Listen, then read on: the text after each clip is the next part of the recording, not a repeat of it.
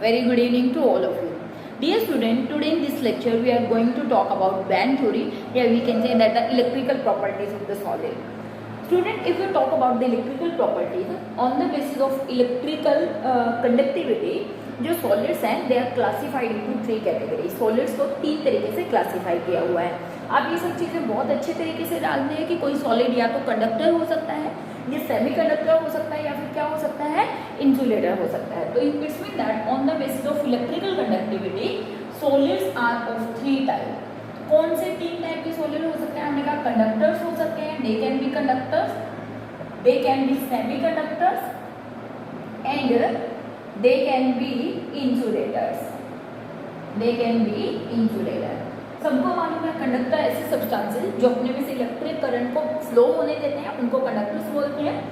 Those which allow the electric current to flow through them, but they allow partially to allow the electric current to pass through them. मतलब partial flow of electric current अपने में से होने देते हैं, ना completely उसको resist करते हैं और ना ही कम्प्लीटली उसके अंदर फ्लो होने देते हैं.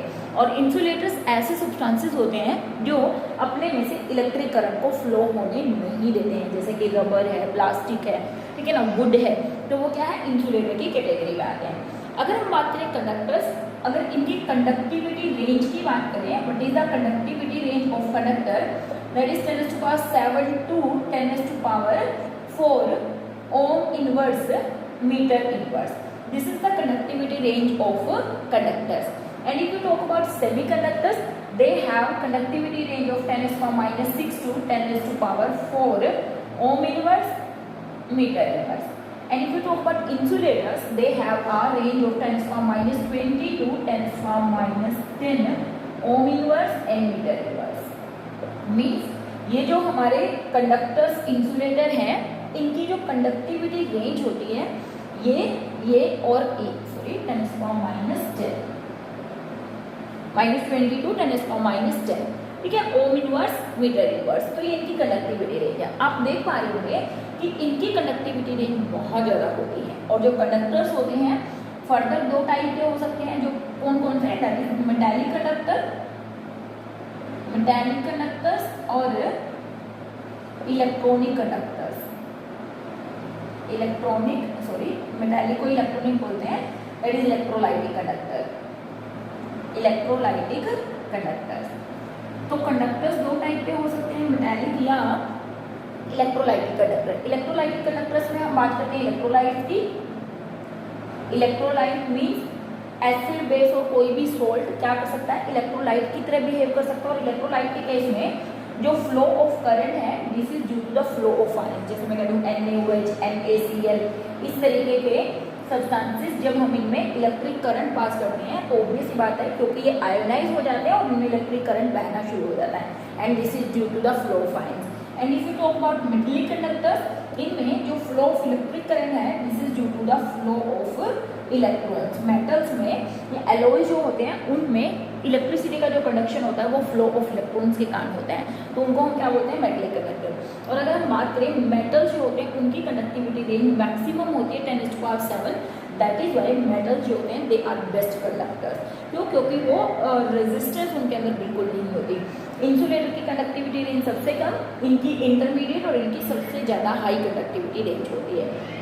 तो स्टूडेंट ये जो हमने बैंड थ्योरी यहाँ पर स्टडी किया है, बैंड थ्योरी बेसिकली हमें किसके बारे में एक्सप्लेन करता है कि इलेक्ट्रिकल प्रॉपर्टीज में सॉलिड में जो हम कहते हैं कि कोई सब्सटेंस कंडक्टर है, सेमी कंडक्टर है या इंसुलेटर है, उसको एक्सप्लेन करने के लिए हम क्या यूज करते हैं, बैंड थ्योरी की सहायता लेते हैं कि why some substances are conductors, why some substances are insulator and why are semiconductors. ठीक है, तो बैंड थ्योरी बेसिकली क्या करती है, it help us to explain the behaviour of conductors, semiconductor and insulators. तो let me talk about band theory. अगर हम band theory की बात करें, बैंड थ्योरी का जो बेसिस है वो ये कहता है कि जो सभी के सभी एटम्स होते हैं, सभी के सभी जो मेटल्स होते हैं उनमें लार्ज नंबर ऑफ एटम्स होते हैं. और लार्ज नंबर ऑफ एटम्स होते हैं तो उन सबके क्या होते हैं, बहुत सारे एटॉमिक ऑर्बिटल्स होते हैं. और ये एटॉमिक ऑर्बिटल्स क्या करते हैं, एक दूसरे के साथ कंबाइन करके मॉलिक्यूलर ऑर्बिटल्स बनाते हैं. और ये जो मॉलिक्यूलर ऑर्बिटल्स बनते हैं, ये मॉलिक्यूलर ऑर्बिटल जो क्लोजली स्पेस्ड होते हैं तो एक क्वांटिनम ऑफ एनर्जी बन जाता है और उस क्वांटिनम ऑफ एनर्जी को एनर्जी बैंड्स बोलते हैं। तो अगर मैं लिखूं what is the basis of band theory, it state that metals consist of large number of atomic orbitals. ठीक है, एटम से एटॉम के क्या होंगे, उन सबके एटॉमिक ऑर्बिटल्स होंगे विच combine to form molecular orbital, which combine to form molecular orbitals। बहुत सारे molecular orbitals की formation करते हैं। और जब when large number of molecular orbitals are closely spaced, क्या बन जाता है, quantum of energy is formed, quantum of energy is formed, and this is called energy band। ये जो quantum of energy बन जाता है, मतलब बहुत जो molecular orbital है दूसरे बहुत closely spaced होते हैं, रखे हुए होते हैं, तो उससे एनर्जी बैंड्स बन जाते हैं। और ये जो एनर्जी बैंड होते हैं, ये दो तरीके के एनर्जी बैंड होते हैं, एक को हम बोलते हैं वैलेंस बैंड और दूसरे को हम क्या बोलते हैं, कंडक्शन बैंड।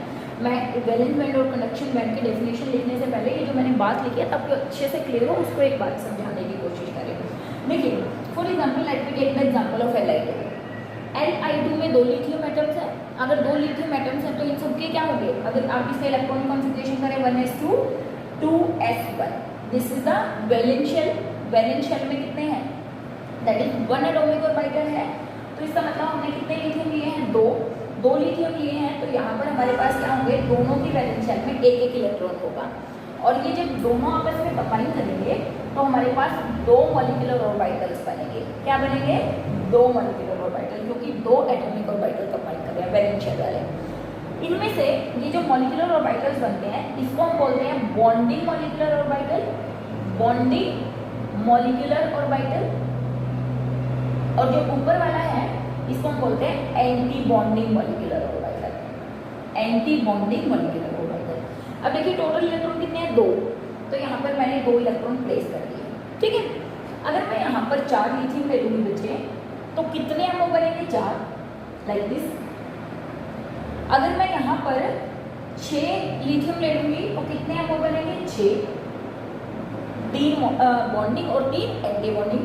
अगर मैं यहाँ पर n number of lithium atoms ले लूँगी देन ऑब्वियस यहाँ पर n numbers of molecular orbitals की फॉर्मेशन होगी। मीन्स बहुत सारे n number of atomic orbitals एक दूसरे के साथ बिल्कुल क्लोजली स्पेस्ड होकर ये क्या बनाएंगे, क्वांटिटम ऑफ एनर्जी बनाएंगे।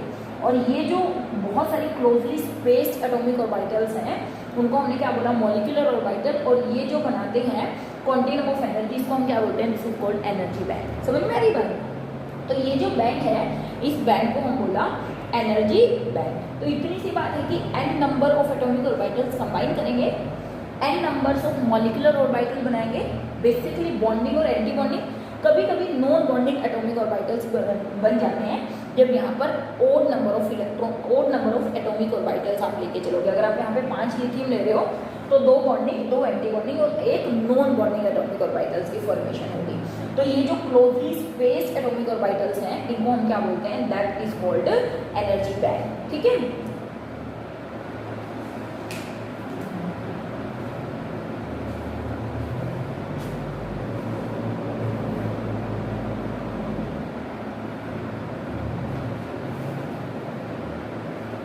ठीक है। तो ये बहुत सारे molecular orbital close space molecular orbitals are closely spaced and form continuum of energy and this continuum of energy is called energy band। In continuum of energy को energy band बोलते हैं। ठीक है, अब हम बात करते हैं जो energy bands हैं वो फर्दर 2 टाइप के होते हैं। energy band क्या है, these are of 2 टाइप। कौन से 2 टाइप के, one is valence band and another one is conduction band।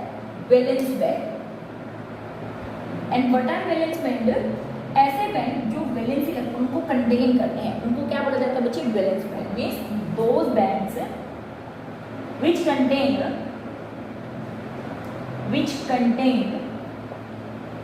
valence electron, which contain valence electron are called valence band. They have lower energy. They have lower energy than conduction band. They have lower energy than conduction band. Conduction band से इनकी energy कम होती है, ठीक है। Second हम बात करें कि see conduction band. Conduction band are just place about the valence band. Conduction band valence band के जस्ट ऊपर होते हैं and because these bands are responsible for the conduction of electric current, hence they are called conduction band and they have higher energy than the valence band. मतलब conduction band those bands which are responsible for flow of electric current are called conduction band. They have more energy than valence band. They are just placed above the valence band. ये बिल्कुल just above place होते हैं किसके, valence band के। तो दो तरीके के band, valence band, conduction band. Valence band valence electron को कंटेन करते हैं, कंडक्शन बैंड क्या करते हैं, ऐसे बैंड जो वैलेंस बैंड के ऊपर रखे हुए होते हैं and these are responsible for the conduction of electric current, ठीक है। अब इसी चीज़ को हम वन बाय वन एग्जाम्पल से समझेंगे ताकि आपको ये चीज़ें ज़्यादा आसानी से समझ में आए कि क्यों वैलेंस बैंड और कंडक्शन बैंड में किस तरीके से फ्लो ऑफ इलेक्ट्रॉन होने के कारण कंडक्टिविटी इंक्रीज हो रही है। तो जैसे मैंने अभी लिथियम का एग्जांपल लिया था, तो मैं दोबारा उसी को एक एग्जांपल लेके यहाँ पर डिस्कस कर रही हूँ। हमने लिया Li2, लिथियम में वैलेंस शेल में 2 इलेक्ट्रॉन होंगे, ये एक लिथियम है, ये दूसरा लिथियम है। तो ये क्या बनाएंगे, 2 MO बनाएंगे। एक को हमने कहा बॉन्डिंग मॉलिक्यूलर ऑर्बिटल, दूसरे को हमने कहा एंटी बॉन्डिंग मॉलिक्यूलर ऑर्बिटल। तो बच्चे जब आप इलेक्ट्रॉन फील करेंगे, ऑब्वियस है ये एनर्जी है, दिस इज एनर्जी। तो यहाँ पर हमारे पास टोटल इलेक्ट्रॉन 2 हैं और हमें मालूम है कि हमेशा पहले कौन भरेगा, बॉन्डिंग भरेगा, एंटी बॉन्डिंग अभी क्या रह जाएगा, एम्प्टी रह जाएगा। Similarly let me take Li3। अगर मैंने 3 लिथियम लिए हैं तो 3 लिथियम में कितने इलेक्ट्रॉन होंगे, 3 लिथियम लिए हैं तो 3 इलेक्ट्रॉन। ऑब्वियस है 3 MO बनेंगे, एक को हमने कहा बॉन्डिंग, एक को हमने कहा एंटी बॉन्डिंग और एक को हमने कहा नॉन बॉन्डिंग मॉलिक्यूलर ऑर्बिटल। अगर बच्चे हमें डिफाइन करना हो जाए कि नॉन बॉन्डिंग मॉलिक्यूलर ऑर्बिटल्स क्या होते हैं, ऐसे ऑर्बिटल्स या ऐसे मॉलिक्यूलर ऑर्बिटल जिनकी एनर्जी एग्जैक्टली एटॉमिक ऑर्बिटल के बराबर होती है। ये क्या है, एटॉमिक ऑर्बिटल, और ये क्या है, मॉलिक्यूलर ऑर्बिटल।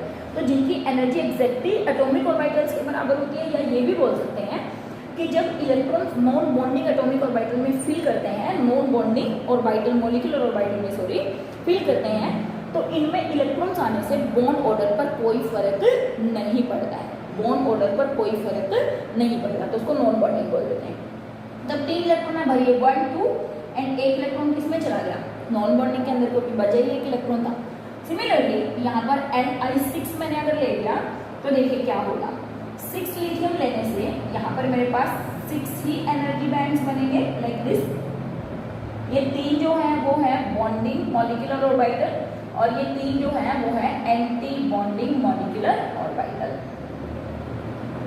ठीक है। एनर्जी फील करिए, अगर 6 है तो ऑब्वियस है यहाँ पर कितने इलेक्ट्रॉन्स होंगे, 6 इलेक्ट्रॉन होंगे।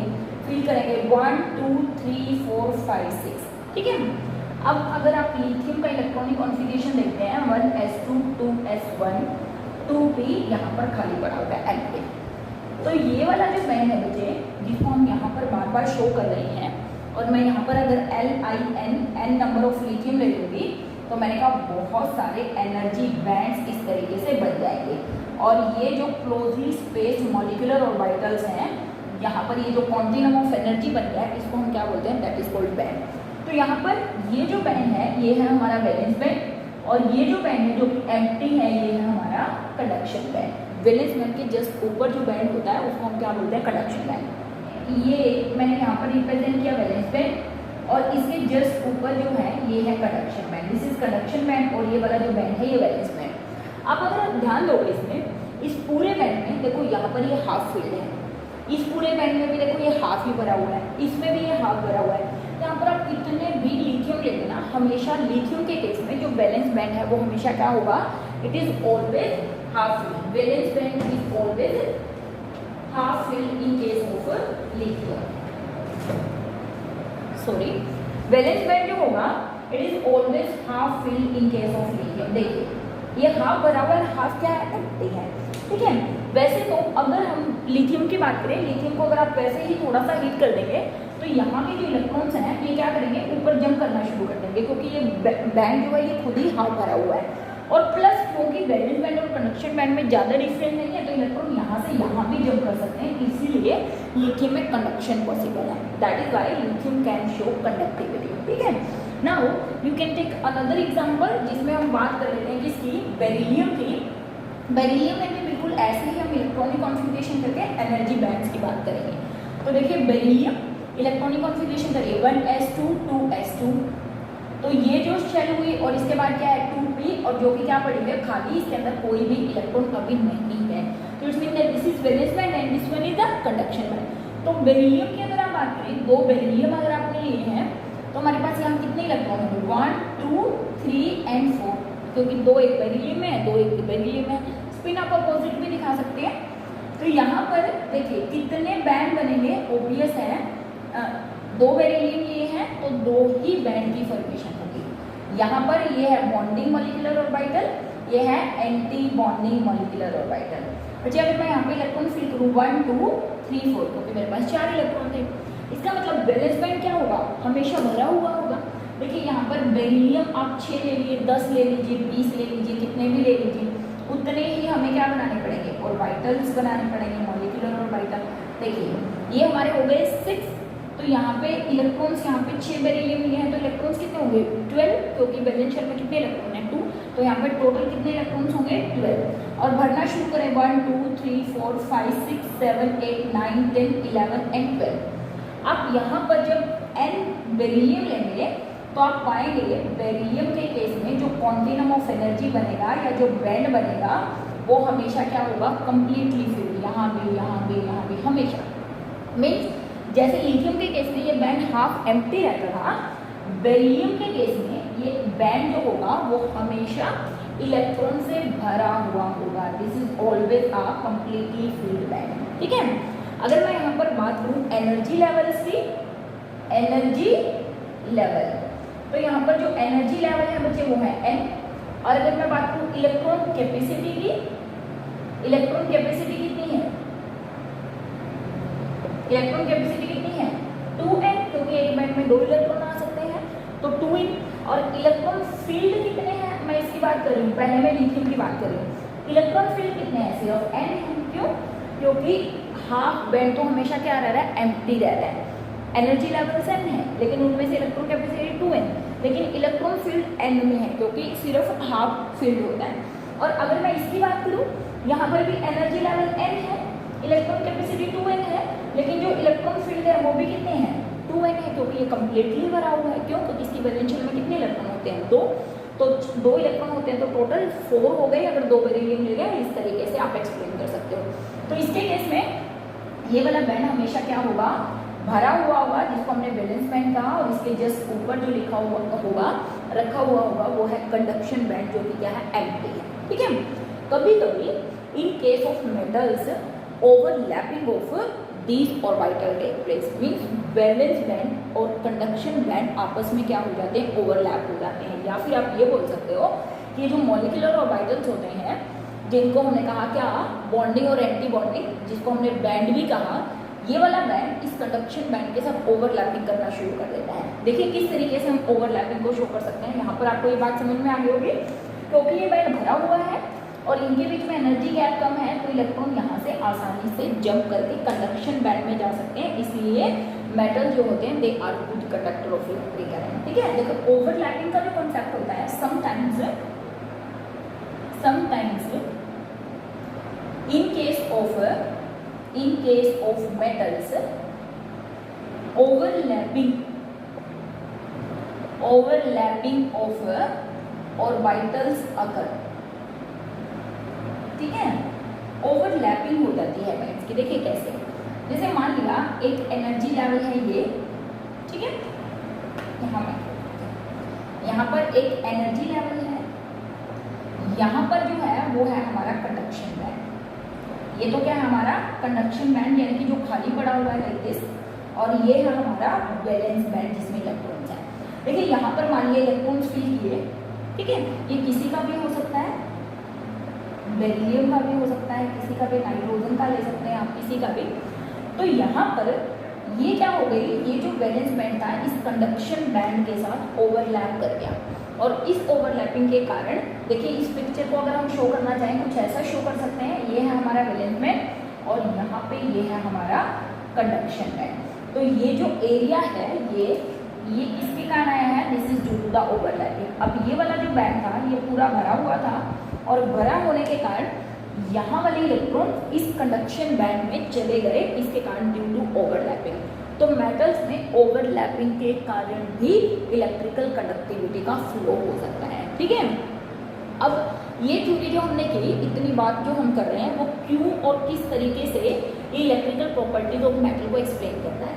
तो देखिए यहाँ पर अगर हम बात करें, ये थ्योरी हमें क्या बताती है कि क्योंकि मेटल्स के केस में वैलेंस बैंड और कंडक्शन बैंड में कोई भी गैप नहीं होता है या बहुत कम गैप होता है। तो अगर मैं बात करूँ किसकी, मेटल्स की, या मैं बात करूँ कंडक्टर्स की, ठीक है, यहाँ पर हम बात कर लेते हैं सेमीकंडक्टर की और फाइनली इंसुलेटर्स की। इंसुलेटर्स मुझे बड़ा सिंपल सा कंसेप्ट है, कहते हैं मेटल्स के केस में वैलेंस बैंड और कंडक्शन बैंड जो होते हैं वो बिल्कुल क्लोजली स्पेस्ड होते हैं। This is valence band and this is conduction band. यहाँ पर ये जो होता है, यहाँ पर एनर्जी गैप जो होता है, एनर्जी गैप इज नेग्लिजिबल, ठीक है, ना के बराबर एनर्जी गैप होता है। और ये जो एनर्जी गैप होता है इसको फॉरबिडन जोन भी बोलते हैं, this is also called forbidden zone, ठीक है। अब क्योंकि मेटल्स के केस में वैलेंस बैंड और कंडक्शन बैंड में नो गैप और sometimes there may be overlapping of valence band and conduction band. Valence band और कंडक्शन बैंड की ओवरलैपिंग भी हो जाती है, इसलिए मेटल्स जो होते हैं they are very very good conductors, ठीक है। And in case of semiconductor कहते हैं there is a gap between the valence band and conduction band. यहाँ पर ये जो है फॉरबिडन जोन जो है वो थोड़ी सी बड़ी है, ठीक है ना, इसकी कंपैरिजन में एनर्जी गैप बड़ा है। एनर्जी गैप क्या है, larger in comparison to metals. तो यहाँ पे फ्लो ऑफ इलेक्ट्रॉन ऐसे तो पॉसिबल नहीं है कि यहाँ से इलेक्ट्रॉन यहाँ जंप कर जाए, यहाँ पर तो थोड़ी सी हीट लेते इलेक्ट्रॉन जंप कर जाएंगे। बट यहाँ पर अगर आप मेटल्स को हीट करोगे, मतलब सेमीकंडक्टर्स को हीट करोगे, तो बहुत ज़्यादा हीट करने पर they can jump to the valence band to conduction band, hence they show little conductivity, ठीक है। और जब हम बात करते हैं इंसुलेटर्स की, इसके केस में ये जो वैलेंस बैंड और कंडक्शन बैंड होते हैं, this is the valence band and this is the conduction band, इनके बीच में ये जो फॉरबिडन जोन है ये बहुत बड़ी होती है, फॉरबिडन जोन। तो ये जो फॉरबिडन जोन होती है ये बहुत बड़ी है, बहुत लार्ज एनर्जी गैप है। अगर आप इसको हीट भी करेंगे तो भी इलेक्ट्रॉन यहाँ से इस कंडक्शन बैंड में जंप नहीं कर सकता है। It is not possible for the electron to jump from valence band to conduction band, hence they does not show conductivity and they act as a insulator. तो इस तरीके से बैंड थ्योरी इनके कंडक्टिविटी बिहेवियर को explain करने के लिए helpful थी कि यहाँ पर फॉरबिडन जोन नहीं होती है या फिर ओवरलैपिंग भी हो जाती है। यहाँ पर स्मॉल एनर्जी गैप है, हीट करने से electron can jump from valence to conduction, और यहाँ पर फॉरबिडन जोन इतनी बड़ी है कि इलेक्ट्रॉन्स वैलेंस बैंड से कंडक्शन बैंड में नहीं जा सकते, hence they behave as insulator. तो this is the very small concept of band theory. तो बच्चों होप आपको समझ में आ गया होगा। अगर आपको इससे रिलेटेड कोई भी प्रॉब्लम है तो आप कमेंट सेक्शन में मेरे से पूछ भी सकते हैं। तो मिलेंगे नेक्स्ट चैप्टर के साथ, नेक्स्ट यूनिट जो भी हम शुरू करेंगे। इसमें वैलेंस बैंड में और कंडक्शन बैंड में वैसे तो कुछ प्रॉपर्टीज़, मैग्नेटिक प्रॉपर्टीज़ भी रहती है, बट मैग्नेटिक प्रॉपर्टीज़ कुछ ऐसा टॉपिक है जिसको आप अपने आप भी कर सकते हैं। तो मिलेंगे बच्चे नेक्स्ट लेक्चर में नेक्स्ट टॉपिक के साथ, तब तक हैव अ नाइस डे।